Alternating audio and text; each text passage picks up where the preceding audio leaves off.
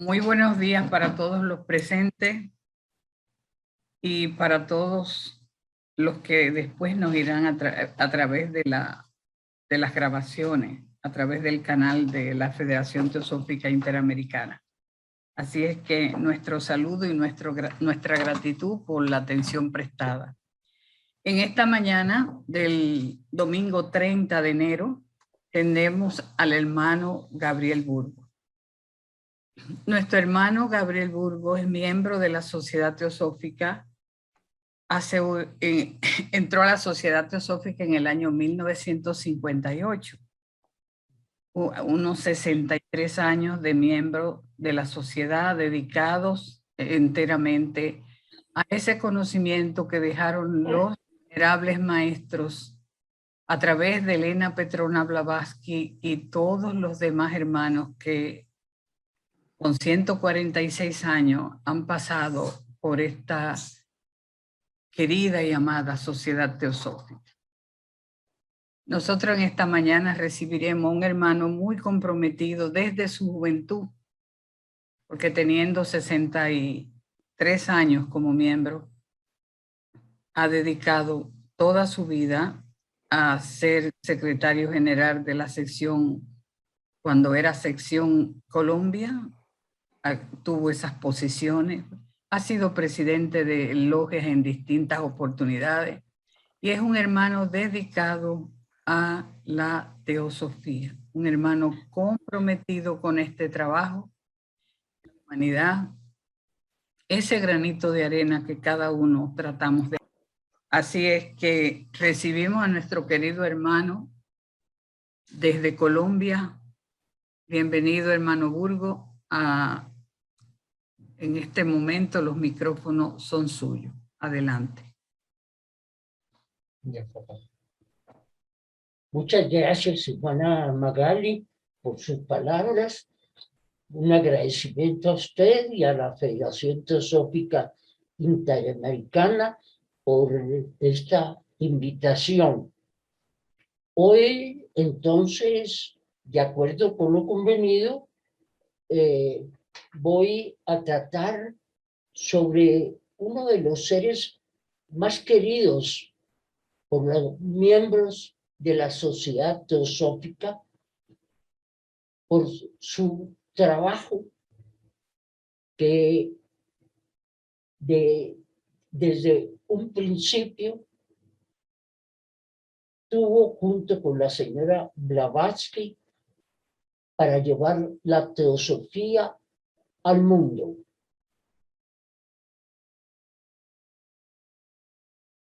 El señor Henry Steele Olcott nació el 2 de agosto de 1832 en Orange, New Jersey, Estados Unidos. Vamos entonces a ver primero, antes de enfrentarnos con la vida teosófica de él, lo que fue su vida anterior, muy interesante. Una vida que se mostraba realmente con todas las condiciones para que triunfara en el mundo corriente. Desde muy joven. Él, cuando apenas tenía 23 años, ganó renombre internacional por su trabajo sobre el modelo de granja de la agricultura científico en New York.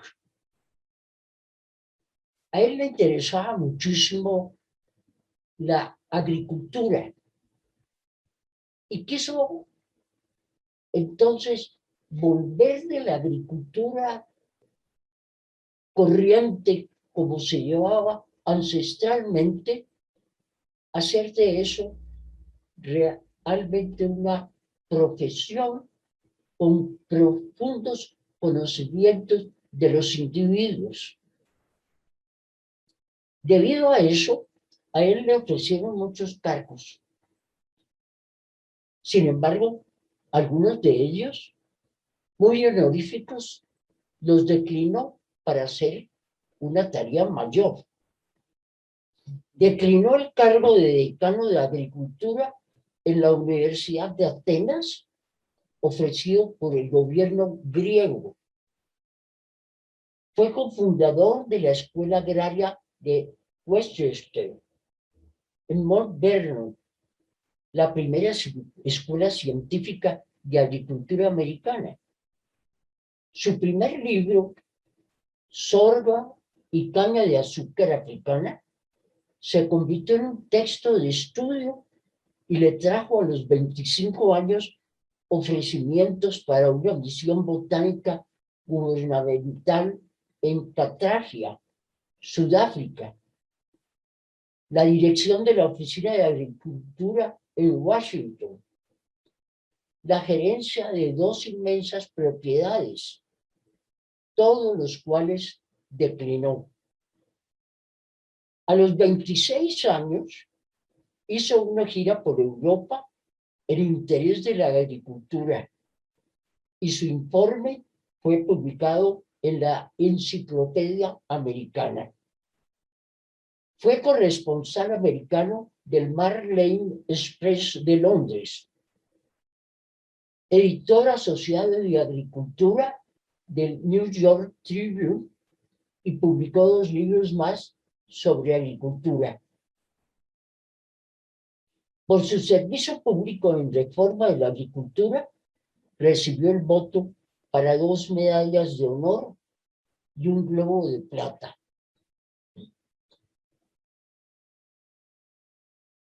El señor Olcott vive en la época de la Guerra de Secesión y él se alista en el ejército del norte.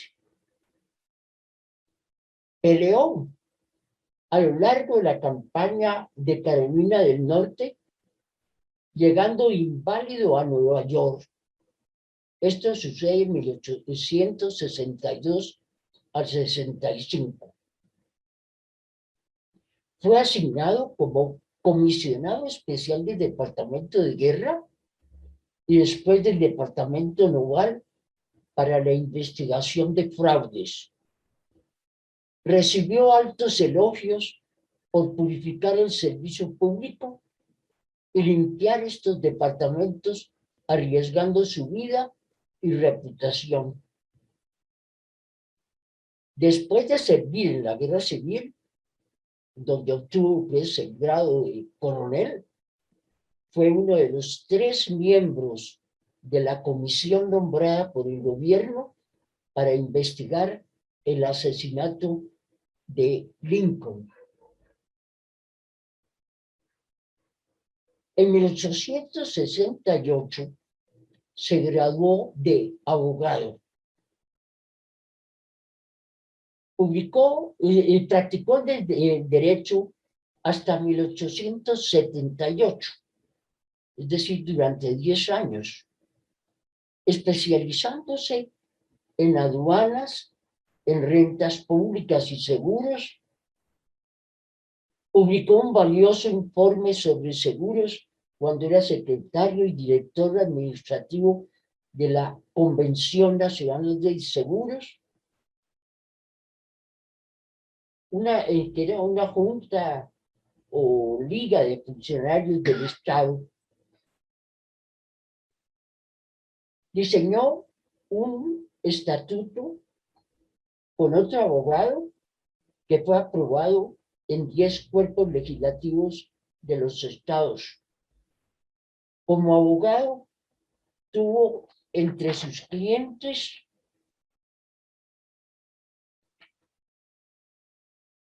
a la ciudad de Nueva York y a varias compañías de seguros y económicas. Fue también honorable secretario del Comité Nacional de Ciudadanos, que trabajó con el gobierno francés para la primera exposición internacional de las industrias del mundo. Sirvió también en el Comité Italiano Internacional para dirigir una estatua de Mazzini en Nueva York. Fue nominado por el secretario asistente del Tesoro, quien se retiraba, y figuró en la lista del presidente Johnson para ejercer ese cargo, pero tomó partido con el Congreso contra el presidente y perdió el nombramiento. Fue miembro del Lotus Club e íntimo amigo de Mark Twain y de otros famosos escritores. Vamos a entrar entonces aquí a ver cómo empieza su vida que lo va a llevar a la teosofía. Él estaba interesado en el espiritismo desde los 19 años. Realmente el mundo estaba dividido entre el dogmatismo de la Iglesia y el materialismo científico de la época. Tal vez los únicos que estaban interesados sin la presión de esas dos fuerzas, demostrar que había algo más de lo físico, eran los espiritistas. Por lo menos ellos, en sus experimentos, mostraban que había algo más. Y él se interesó por eso, y como también estaba interesado en el periodismo,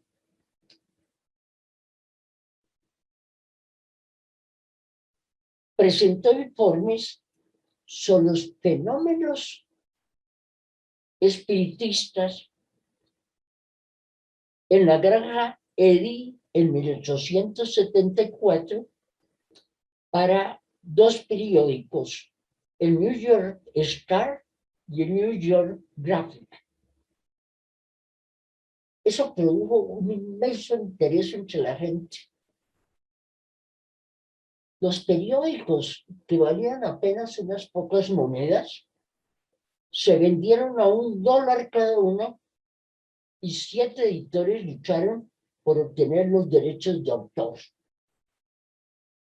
Se publicaron esas experiencias del señor Olcott en un libro, lo que se llamó Las gentes del otro mundo.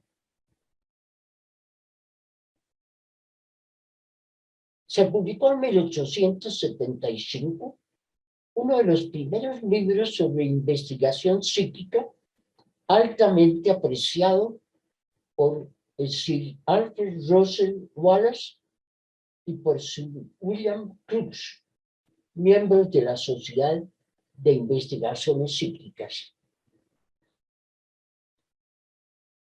en donde se presentaban los fenómenos.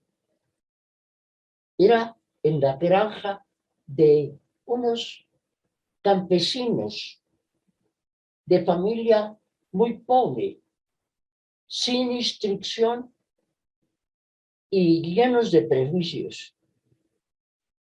Allí los espectros aparecían y se desvanecían ante los espectadores. Eso se repetía todos los días, continuamente, y mucha gente también viajaba y se hospedaba en ese rústico lugar para poder asistir a esas sesiones. El espiritismo estaba entonces en boga en los Estados Unidos. Allí conoció a la señora Blavatsky y juntos, desde cuando se conocieron, se entregaron a la defensa de la realidad de los fenómenos espiritistas mientras intentaban purificar el movimiento espiritista de su giro materialista. Los lectores de los artículos del coronel Olcott en los periódicos estaban interesadísimos. La señora Blavatsky había sido enviada a América para difundir el espiritualismo oriental, distinto al espiritismo. Ese espiritualismo oriental o Brahmavida es lo que se ha llamado teosofía. E implantarlo en lugar del espiritismo occidental de naturaleza más grosera. Entre otras cosas, allí la señora Blavatsky le dio a conocer al coronel Olcott la existencia de los maestros. Estando en París, la señora Blavatsky recibió de los maestros la orden de ir a Nueva York y esperar instrucciones. En octubre de 1874, recibió orden de ir a Chittenden para encontrarse con el hombre que debería ser su colega en una gran obra. Juntos y con otras pocas personas interesadas, fundaron la Sociedad Teosófica en Nueva York el 17 de noviembre de 1875. En esa primera reunión se eligió un presidente que fue el coronel Olcott y que ejerció esa presidencia hasta cuando llegó su muerte.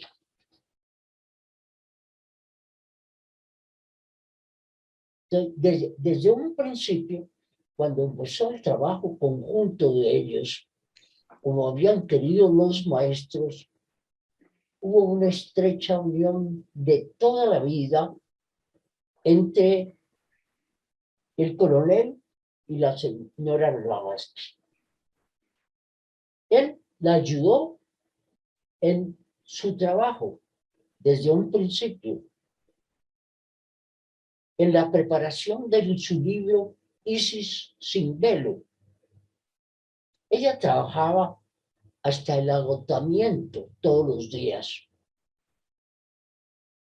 Le decía a Olcott que escribía sobre temas que jamás había estudiado y que hacía citas de libros que jamás había leído. Es decir, que ella le llegaba de parte de los maestros esas citas. Ella en su habitación no tenía sino unos poquísimos libros y además ella no tenía conocimientos de ninguna de esas cosas que estaba hablando. Ella nos habla en la doctrina secreta de que nada de lo que ella dice es propio de ella, que ella ha sido simplemente la intermediaria entre los maestros y el público, que de ella solamente existe la cinta que recoge todas esas flores bellísimas del ocultismo. Su libro hizo época. La primera edición de Isis se agotó en 10 días, causando un gran revuelo. Al principio muchísimos asistían a las reuniones, la mayoría con el ánimo de presenciar fenómenos. Elena Blavatsky resolvió no realizar más fenómenos cuando vio que el interés estaba solamente en eso. Ella quería que la gente, a través de los fenómenos, viera la maravilla que había en ese mundo oculto. Pero muchos no lo vieron. Querían los fenómenos y querían más. Me parecía muy interesante esto. Ya los conocemos, queremos más. Entonces ella resolvió no realizar más fenómenos. Y la sociedad teosófica se desocupó. Es decir, la gente no estaba preparada. Estaba interesada, entonces, en divertirse, en conocer cosas raras, pero no en tener esa sabiduría maravillosa de la teosofía. Prácticamente no quedaron sino la señora Blavatsky y el coronel Olmert. Vieron ellos que su labor en los Estados Unidos de fundación y de los comienzos y de hacer una organización como esa habían sido cumplidos, pero que debían ir a un campo en donde la gente estuviera preparada realmente para recibir el mensaje. Vieron que debían irse de los Estados Unidos y que debían ir a la cuna de tantas civilizaciones y donde había ese sentido espiritual que faltaba en Occidente. Se trasladaron entonces con su sede de la Sociedad Teosófica a Bombay, en la India, aprovechando la invitación por un señor Puri Chund de la Sociedad Arya Samaj. Antes de partir, el coronel Otto recibió del presidente de los Estados Unidos una carta de recomendación firmada por él, dirigida a todos los misioneros y consulados de los Estados Unidos, y el Departamento de Estado un pasaporte diplomático especial y una comisión para informar al gobierno sobre la factibilidad de extender los intereses comerciales de los Estados Unidos en Asia. Fueron, pues, muy bien recomendados y con el pasaporte diplomático a la India.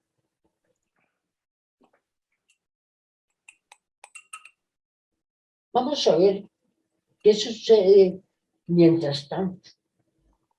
En 1878 se funda la primera rama teosófica en Londres. Esa rama existe, funciona eficientemente hasta ahora. Es una de las ramas más importantes en el mundo.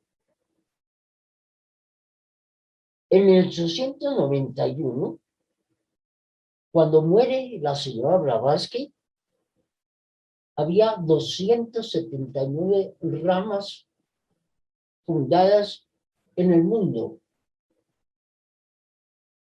En 1886 se forma la sección americana. En 1890 se forma la sección británica. La Sociedad Teosófica, muerta por muchos después de 3 años, muerta para muchos después de 3 años de luchas, resucitó en 1879 al trasladarse a la India.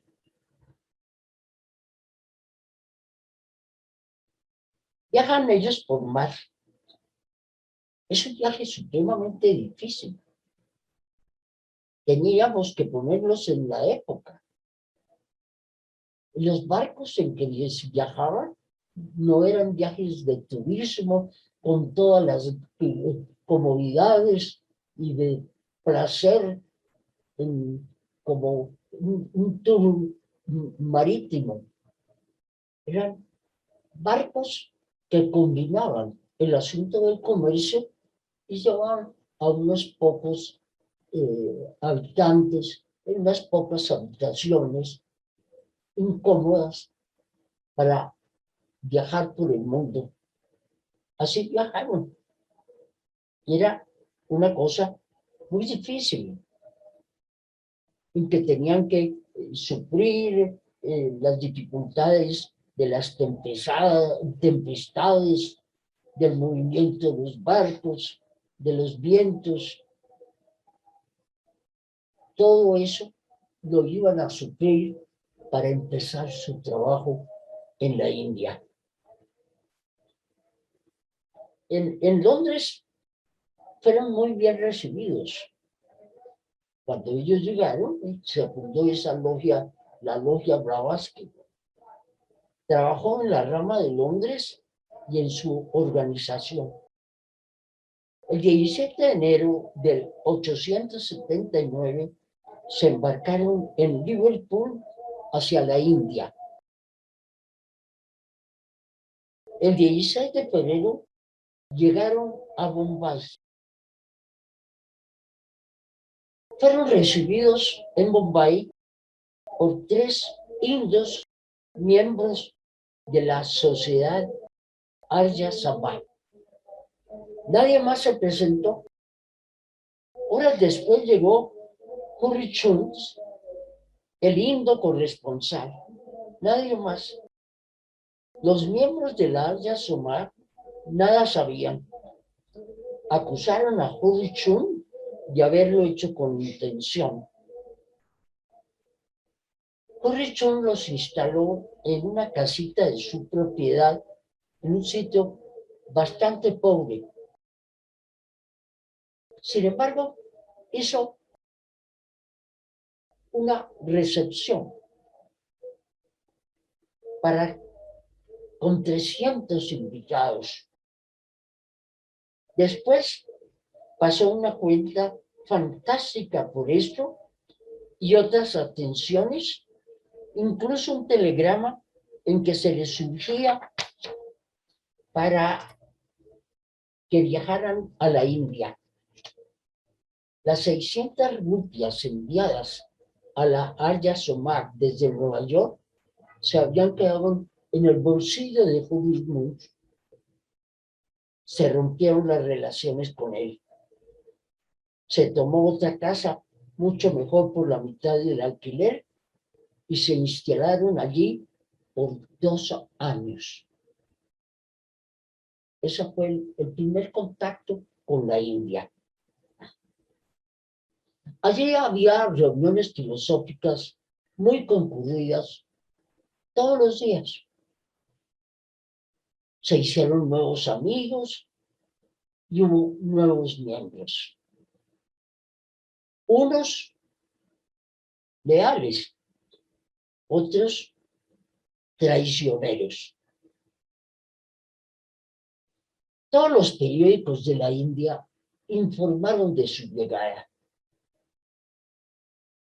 El señor Sinnet, un personaje también de los primeros tiempos en la India, un miembro inglés radicado en la India y que tenía un periódico muy importante, The Pioneer, se puso a disposición de el coronel Olcott y de la señora Blavatsky. Él era el director y los invitó a que sus publicaciones estuvieran en el periódico. Y los invitó a pasar unos días allí, donde se hicieron muy amigos, tanto de Zimmer como de la esposa de él. Ellos fueron de esos amigos sinceros que ayudaron al desarrollo de la sociedad teosófica en la India. Para esa época, entonces había numerosísima correspondencia. Mucha de esa correspondencia era haciendo preguntas. Estaban preguntando, ¿cómo es la vida después de la muerte? ¿Qué sucede? En la iglesia nos hablan de un cielo y de un infierno. ¿Qué piensa la sociedad teosófica? Se habla de karma, ¿qué es eso? ¿Cómo se enlaza una vida con la siguiente? ¿Cómo traemos nosotros de otras vidas ciertas características y condiciones? Esas preguntas eran frecuentes, y era muy difícil irlas contestando. Entonces se resolvió crear una revista que fue Die Theosophist. Allí entonces, además de enseñanzas que se daban en la revista, se respondían a esas preguntas para todos. Esos aparecen en los primeros ejemplares de Die Theosophist, que desde esa época, sin interrupción, continúa publicándose hasta este momento.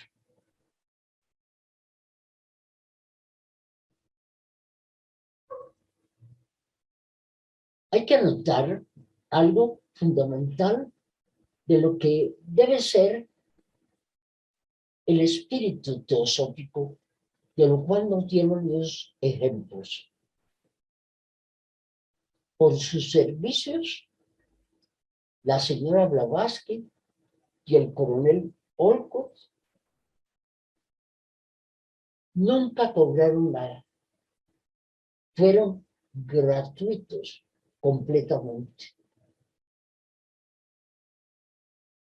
De acuerdo con lo que estuvimos viendo al principio, de la carrera que estaba haciendo el coronel Olcott, con tanto éxito y que se veía maravillosa para el futuro, donde él ganaba muchísimo dinero y hubiera podido enriquecerse.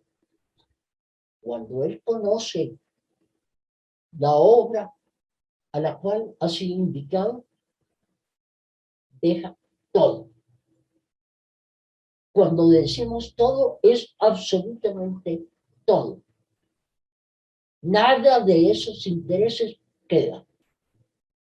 Él se entrega desde ese momento y durante todo el tiempo siguiente a la tarea de la sociedad teosófica.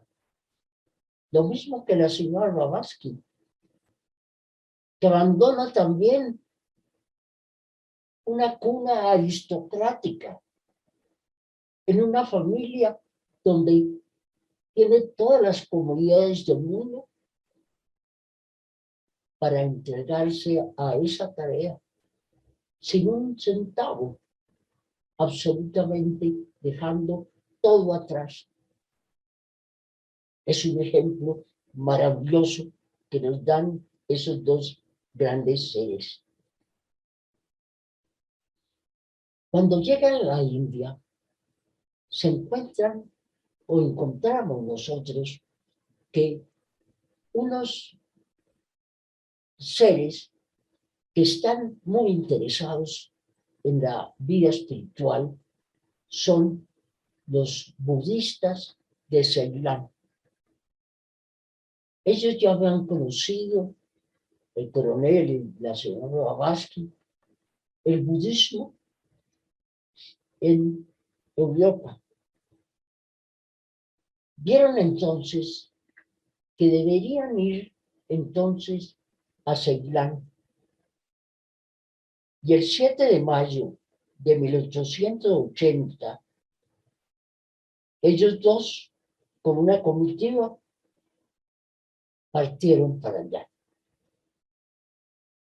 Se encontraron allí con un monje maravilloso, entregado al budismo, a la obra budista. El monje Meji-Tuevit. Ellos habían difundido la llegada de el coronel Olcott.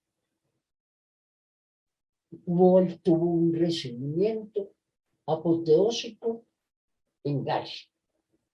La señora Blavatsky se quedó atendiendo los asuntos de la India y él se fue para Ceilán entonces. Su primer discurso en Ceilán fue ante una multitud de más de 2.000 personas. Al final de la conferencia no hubo ningún aplauso. Todos quedaron en silencio. Eso fue desconcertante para el coronel Olcott. Acostumbrado como estaba a que cuando algo le agradaba al público, era premiado con aplausos. ¿Sería que no les gustó lo que yo dije?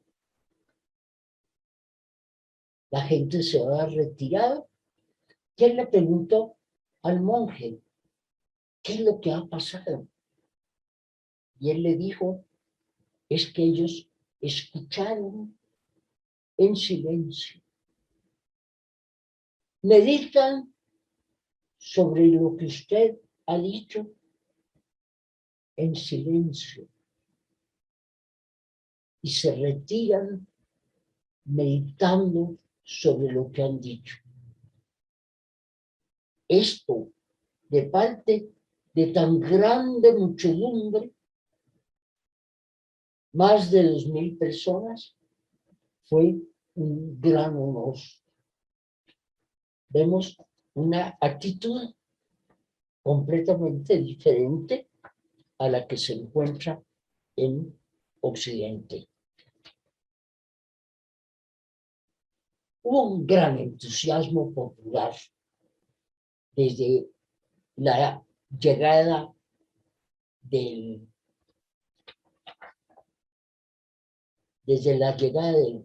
coronel.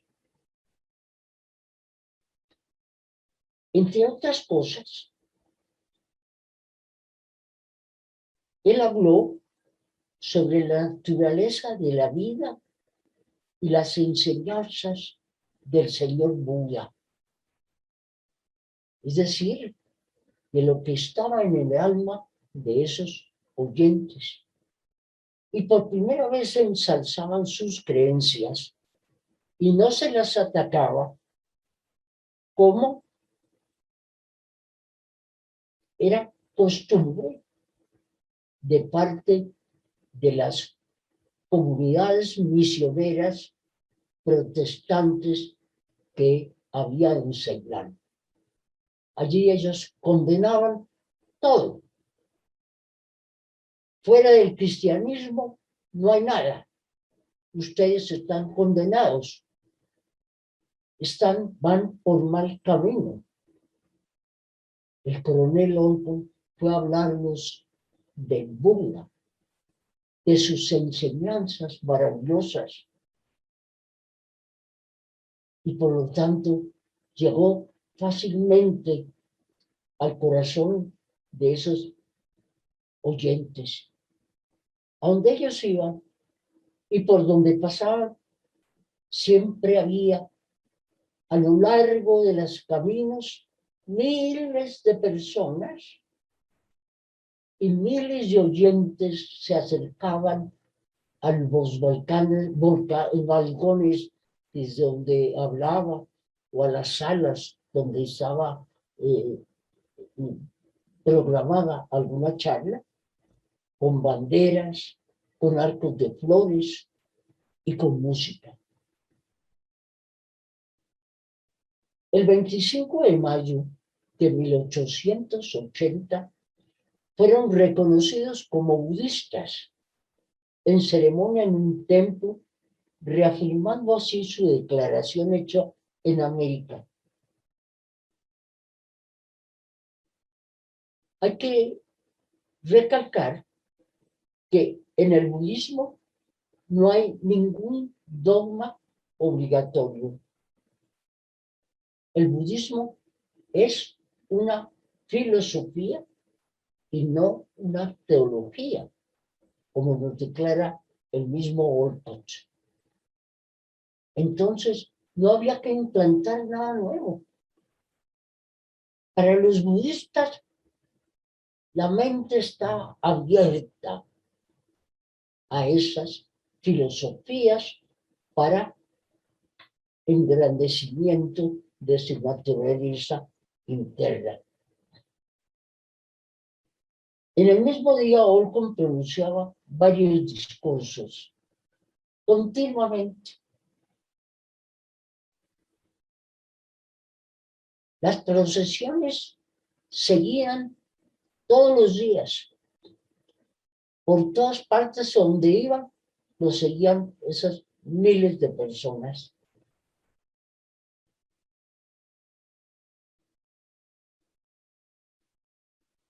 Los misioneros protestantes trataron de estorbarlo todo,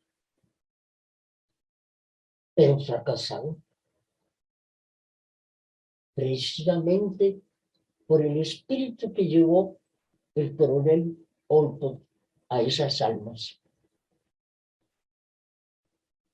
Dejaron entonces las bases para reorientar el budismo con la ayuda de los altos monjes, con su mangala a la cabeza. El 12 de julio terminó la gira. Mientras tanto, en la Sociedad Teosófica de Magyar se ha presentado una tempestad doméstica.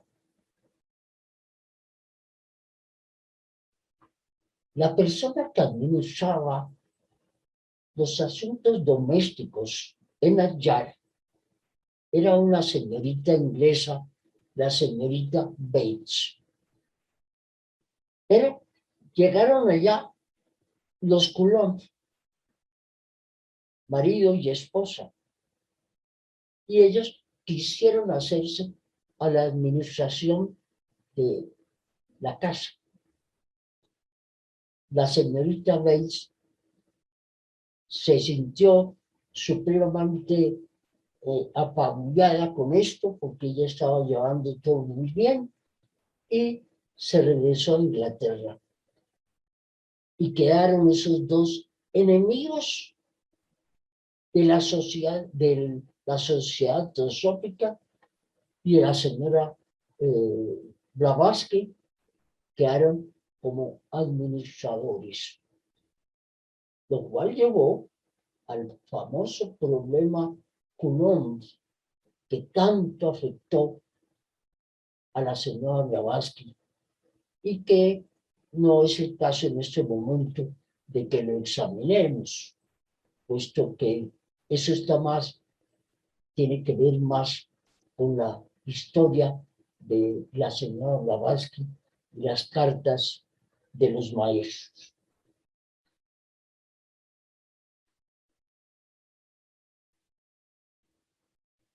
Después de ese primer giro, el coronel vuelve a asignar a Ceilán, donde el entusiasmo continúa y se empeña en una tarea. Él descubre que la gente que sigue el budismo lo hace de buena fe, pero sin conocimiento. Y resuelve escribir un catecismo sencillo que esté al alcance de cualquiera de los que estén interesados en ese budismo. Leyó más de 10.000 páginas de libros budistas y al final el catecismo quedó listo. Hubo interminables sesiones con su mangala y Meheadweight para repasar el texto palabra por palabra. Con un trabajo muy agudo y preciso. Fueron tantas dificultades que para otro que no fuera Olga hubiera desistido tal vez. Las ediciones se agotaban unas tras otras con gran provecho para los budistas aún hoy día. Ese catecismo sigue siendo vigente para cualquiera que vaya a estudiar budismo, sean los nativos de Ceilán o los budistas de cualquier parte.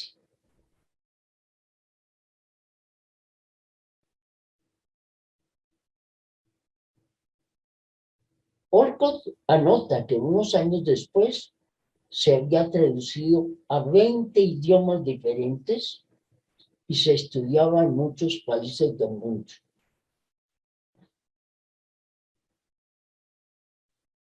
¿Cómo fue entonces la llegada de el coronel Olcott y la señora Blavatsky a Adyar? Con la ayuda del señor Sigurd, que vivía en Allahabad, ellos tuvieron noticia de que el cuartel general del gobierno británico se trasladaba a una zona más al norte de Madrás, era el nombre de la sociedad donde quedó después la sociedad teosófica.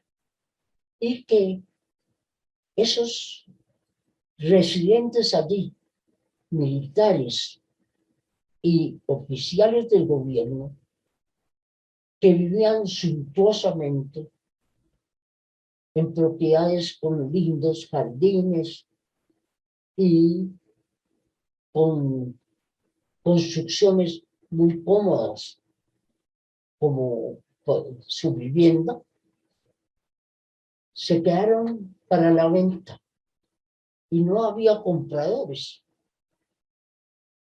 La gente estaba muy pobre y no había quien comprara tantas propiedades. Eso fue aprovechado por la venta a precios supremamente baratos, regalados, casi dijéramos, de esas propiedades. Ellos vieron una, que fue lo que ahora se conoce como la casa de Adyar, la casa de los maestros. Y por una suma irrisoria de 9.000 rupias se compró. Sin embargo, no había dinero para eso y por suscripción de los que habían entendido lo que era teosofía, se logró reunir ese dinero y se compró la propiedad. salieron el 17 de diciembre del 82 para instalarse en Nayar. Y el 12 de septiembre del 83 fue reconocida oficialmente en la India. El coronel Golput, entre los trabajos que estaba haciendo, había conocido antes en Europa acerca del mesmerismo, es decir, lo que Mesmer había promulgado anteriormente, que era posible transmitir de un cuerpo a otro cierta cantidad de vitalidad para mejorar a los individuos. Es decir, que un ser con energía vital suficiente podría transmitir algo de eso al enfermo. Él enseguida, viendo que había gente enferma,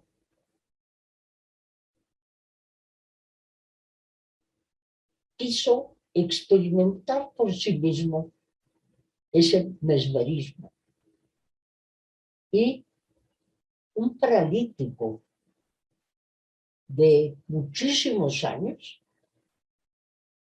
lo puso bajo ese magnetismo, usó su magnetismo, además de un gran sentido de simpatía. Él decía que esas dos cosas unidas, esa vitalidad y su deseo de ayudar, su amor al enfermo, eran las dos condiciones fundamentales para producir el cambio. El paralítico se mejoró, se curó de su parálisis. Realmente era algo más psicológico que físico. Pero él logró entonces esa curación. La noticia corrió por todas partes. Y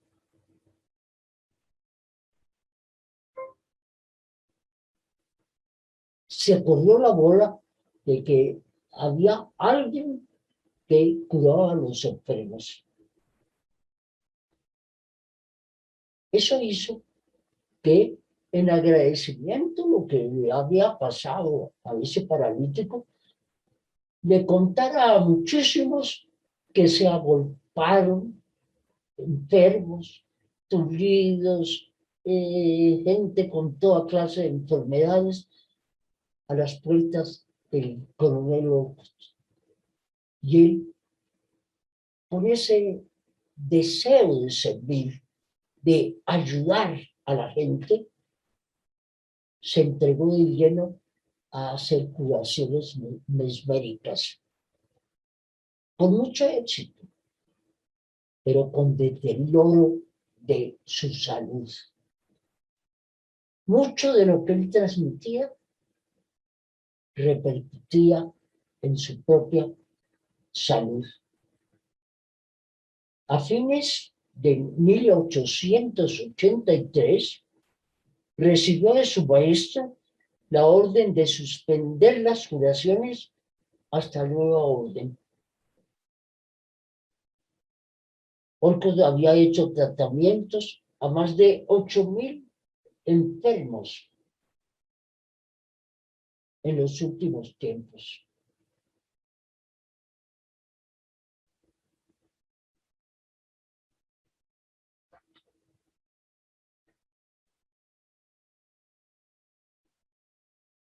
El señor Michael Gómez, un miembro de la Sociedad Teosófica en Inglaterra, pronunció hace unos años la conferencia Blavatsky, Allá en la Logia Blavatsky es un honor el ser invitado a dictar esa conferencia Blavatsky. Michael Gómez pronunció una conferencia en que habla del coronel Olcott y de lo que fueron esas curaciones mesméricas. Y nos muestra en una forma magnífica lo que les he estado transmitiendo ahora sobre esas curaciones. Y nos dice él en esa conferencia Blavatsky, 14 años más tarde, y siendo todavía presidente de la Sociedad Teosófica, un bien templado Olcott evaluaría el progreso del trabajo en su artículo Teosofía aplicada. Lo que la sociedad ha hecho hasta ahora, su gran mérito a los ojos de algunos y su terrible falta de la estimación de otros, es hacer pensar a la gente. Esa es una de las tareas de la sociedad teosófica. Hacer pensar a la gente. Más que darle información fácil a través de artículos, a través de charlas, a través de lo que sea.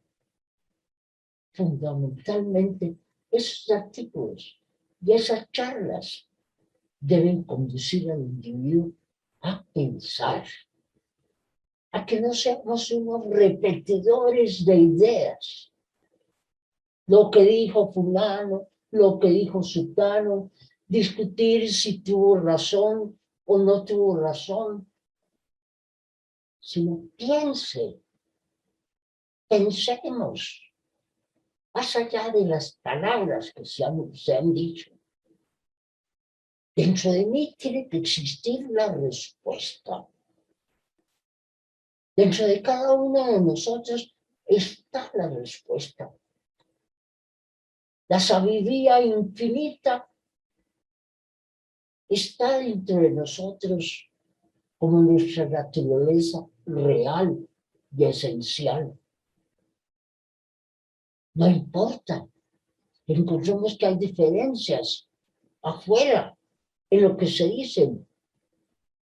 ¿Qué pienso yo? Y cada uno de nosotros debe decir lo mismo. ¿Qué pienso? Eso me parece que es importantísimo.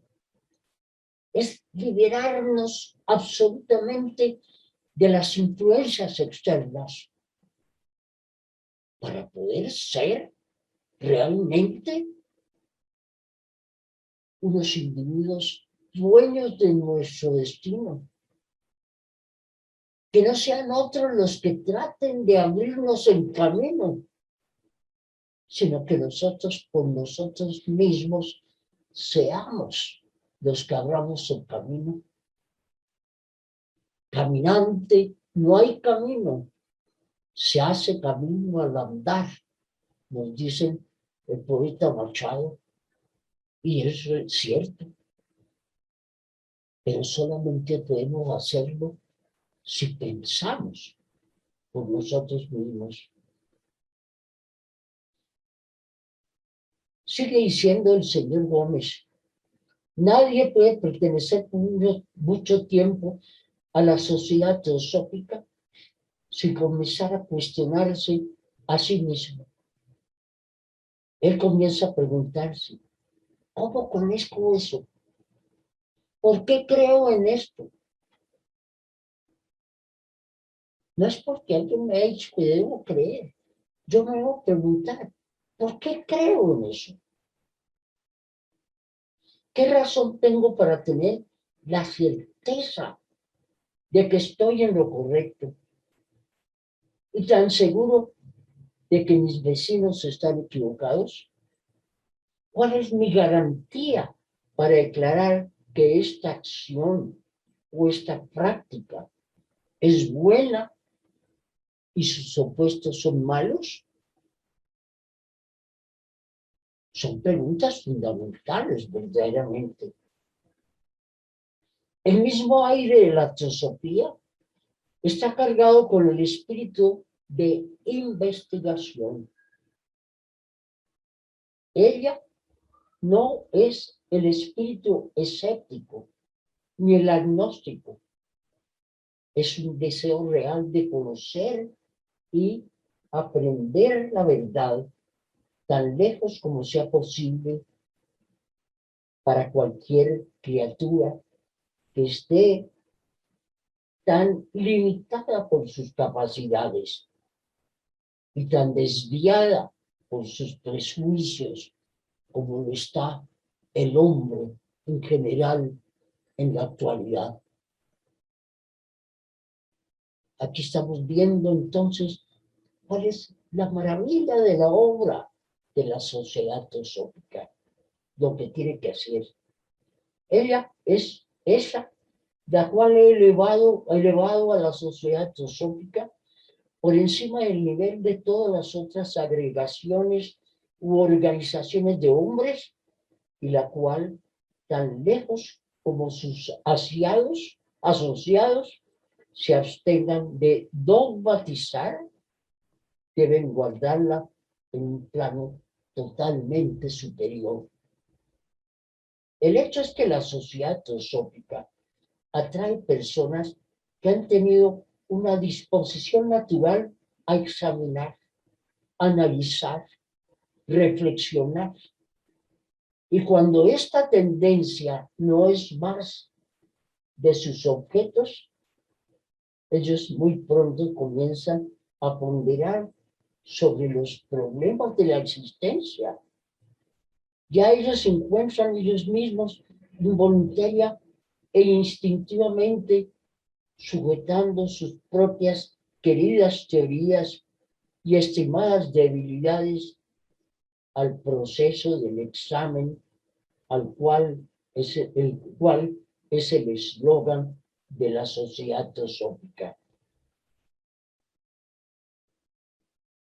En los tiempos de la muerte de la señora Blavatsky, en 1891, la poderosa fuerza de la verdad estaba atada a tres expresiones. No hay religión más elevada que la verdad, que es el lema de la sociedad teosófica. Lealtad a la verdad, que es el credo de la sociedad teosófica. Y honrar toda verdad por su uso, que es el ritual de la sociedad teosófica. Desde sus comienzos en teosófica ha estado interesada con una comprensión global de la verdad que debería permitir los ajustes a ser hechos para los diferentes lenguajes, mitos, religiones, filosofías, ciencias y teorías que han emergido durante las centurias de la historia humana. La tradición reconoce la importancia de las prácticas esotéricas espirituales que permiten a la verdad develar e internamente igualar y no meramente ser descubiertas a través de los sentidos. Debemos ser así autotransformarnos conscientemente, uno por uno, si el mundo en cualquier tiempo va a incorporar la paz, la sabiduría y el conocimiento que pueden prever como la fruición de la fraternidad.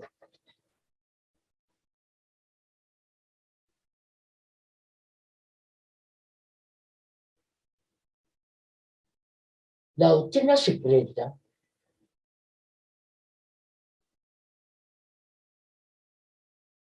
En la noche del 7 de enero de 1884, Elena Blavatsky recibió del maestro Morya el plan de esa doctrina secreta. Empezó a trabajar infatigablemente. Debido a ese trabajo,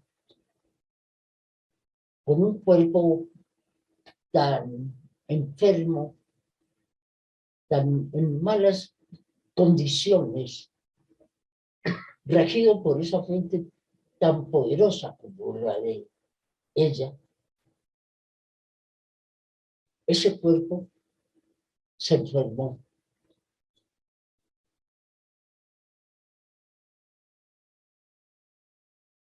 Pero los maestros entonces la ayudaron. Le dieron a escoger. Usted puede descansar ahora de todas esas cosas y tiene el mérito para hacerse. Puede dejar su cuerpo.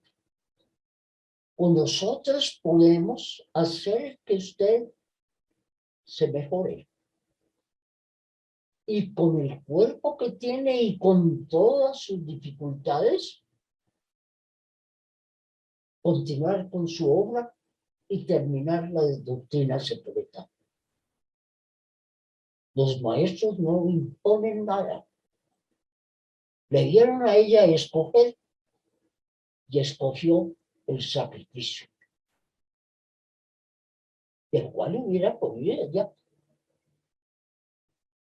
salirse dejando este mundo físico que la atormentaba.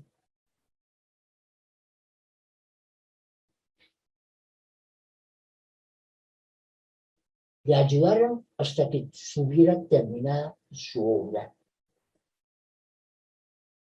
Después de terminada, sin embargo, siguió con la clave de la teosofía y la voz del silencio, esas dos obras prácticas tan necesarias para todos los miembros de la sociedad teosófica y para todo buscador de la verdad.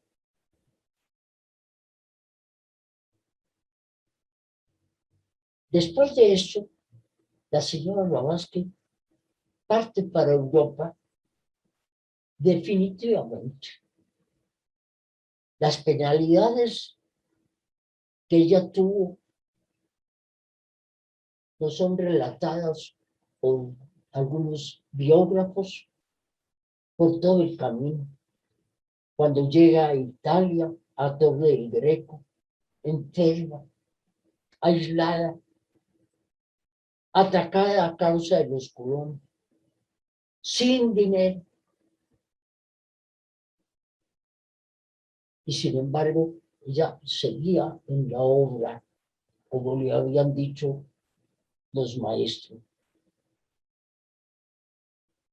Como presidente de la Sociedad Teosófica, Olco luchó por el restablecimiento en India, Ceilán, Japón y otros países orientales del hinduismo, del budismo, zoroastrismo, islamismo y otras fees. Es decir, él no quiere excluir a ninguno, sino que si un individuo nace dentro de cierta cultura, encuentra la verdad a través de ella, pero purificando las enseñanzas del materialismo de las organizaciones religiosas. Estimuló el renacimiento del sánscrito en la India. Unió las sectas de Ceilán en la sección budista de la Sociedad Teosófica en 1880.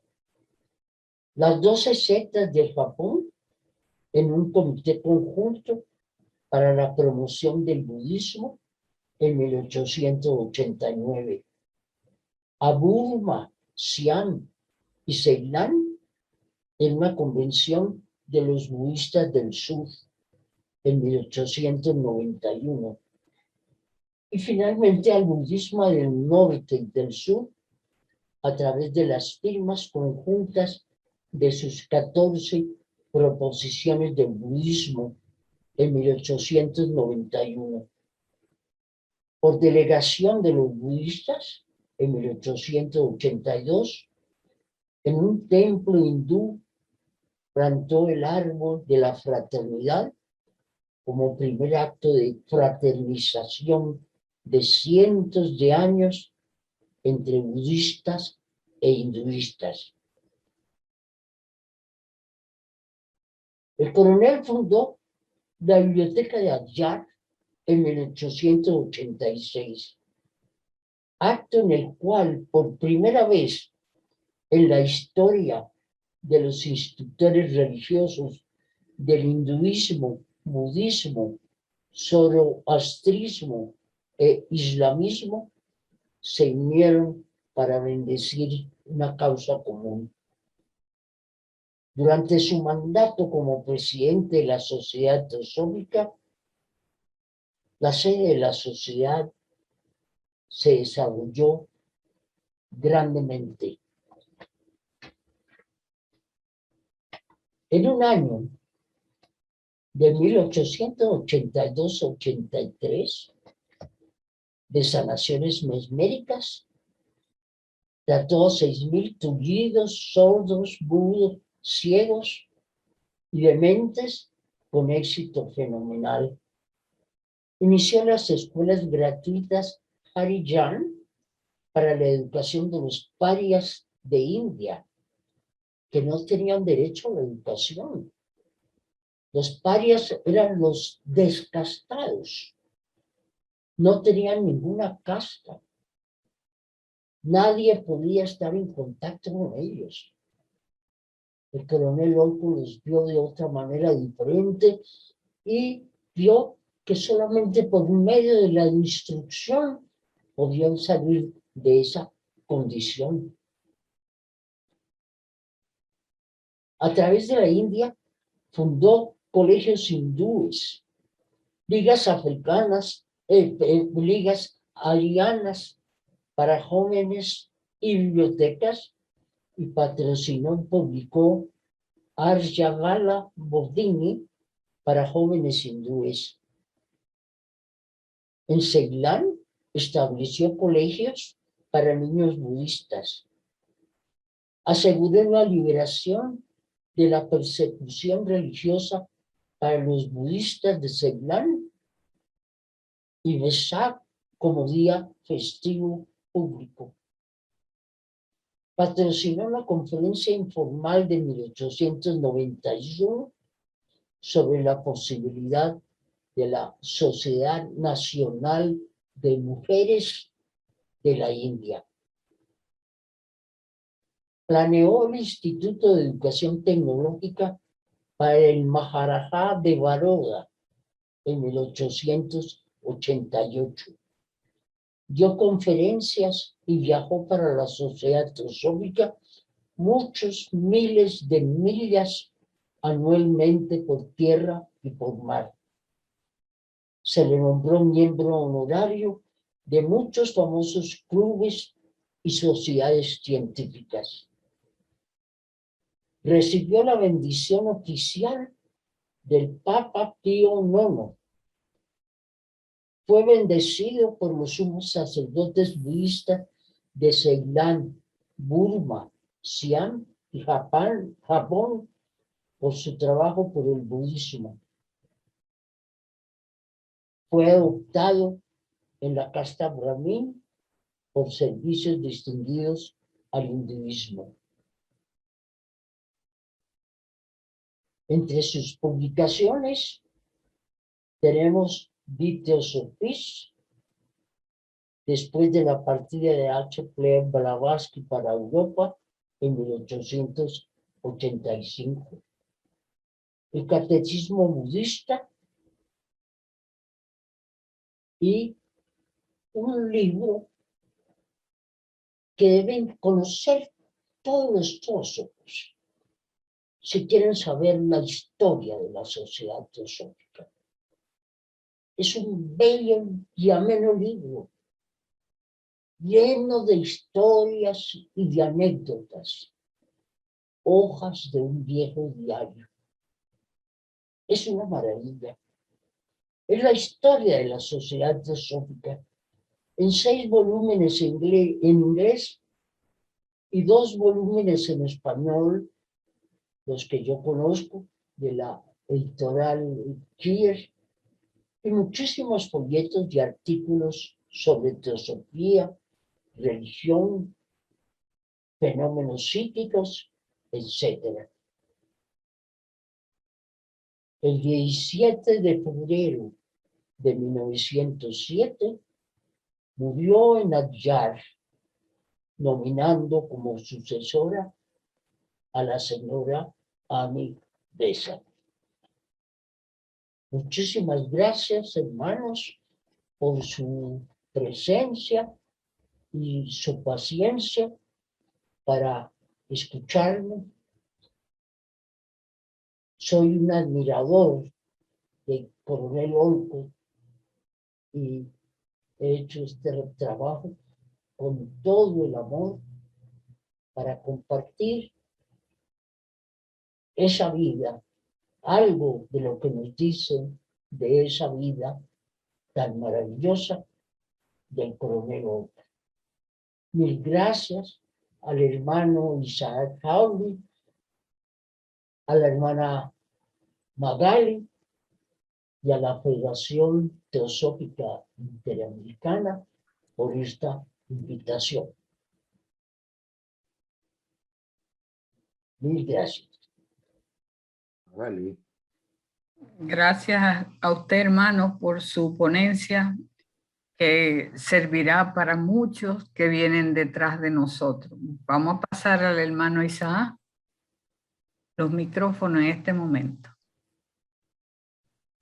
Bueno, la idea es que si usted está dispuesto a contestar algunas preguntas, hermano Burgos, que le puedan hacer los asistentes. Hay como, Sí, ahorita hay 88, había 95. Para que abramos los micrófonos y Emil se haga y pueda ir preguntándole. Estamos, sí, acepta que le pregunten. Que se acepta que me pregunte. sí, sí, Oye. con mucho gusto, sí, claro. Por favor, Emilce, Ahí están abiertos. si hay preguntas.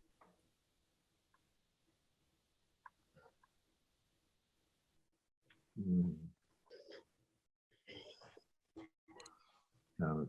Difícil hacer preguntas con esta exposición tan clara, tan completa Sí. que ha dado el hermano Sí. Burgos, Sí. que nos ha conmovido con la historia de Olcott, que entregó todo por la Sociedad Teosófica. Gracias, Gabriel. Muy difícil hacer preguntas ante una exposición tan clara. Muchas gracias. Sí. Fíjese, hermano Burgos, yo estuve en ADIAR colaborando en el archivo en 2015 y 2016.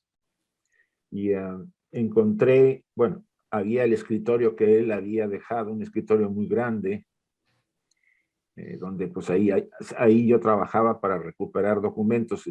Trabajé con los documentos de HPV, o sea, todo el archivo de la señora Blavatsky lo estuvimos tratando de restaurar.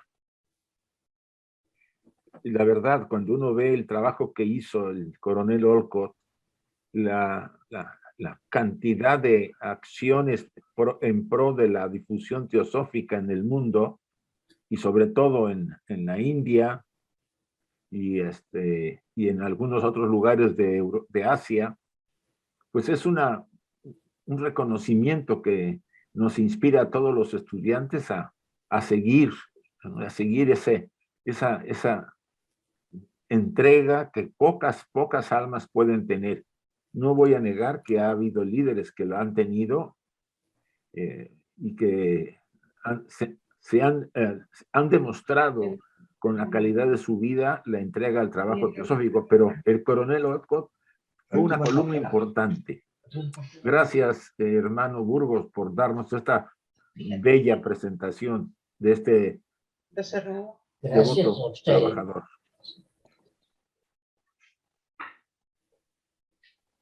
¿Alguna pregunta más o comentario? Sin... Él es un buen ejemplo de todo lo que hizo Olcott por nosotros, por toda su dedicación. Muchísimas gracias. Con mucho gusto, hermana. Gracias a usted. Un comentario, Gracias. señor Burgos, en su trabajo que acaba de preguntar nos dice, pensemos ir más allá de lo que nos dicen, la sabiduría está dentro de nosotros, pero es más importante reflexionar en qué pienso yo, en liberarnos de las influencias externas, que no sean otros los que nos abran el camino, sino hacerlo nosotros mismos a través de nuestro propio pensar. ¿Por qué creo en eso? En esto. ¿Qué razón tengo para creer esto? Deseo real de conocer y saber de la verdad y la lealtad a toda la verdad. Y creo que hay un momento en nuestra vida en que esto se manifiesta y que es tan íntimo que solamente sabe uno que esto es verdad.